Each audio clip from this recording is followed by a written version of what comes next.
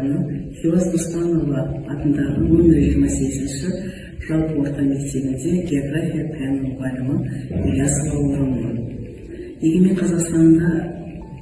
Қазақстан газетінде жарық көрген мақаланы толық қолдаймын. Менің өзім еңбек өтілім 31 жыл. Осы уақытқа дейін жаңа бағдарлама енгізілгенге дейін біз 8-ші сыныпта Қазақстанның физикалық географиясын, 9-ші сыныпта Қазақстанның экономикалық және әлеуметтік географиясын оқып, оларға үйрететін едік.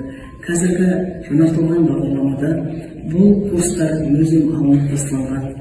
Тек 9-ші сыныптағы Қазақстан географиясы пәнінде біз балаларға толық өз еліміздің табиғатын физикалық, экономикалық тұрғыдан үлгеріп оқыта алмай жатырмыз. Өзіміздің туған жеріміздің, туған өлкеміздің тау-тасын, өзен көлін білу үшін мектепте 2 жылдық Қазақстанның географиясы енгізілгенін қалаймын.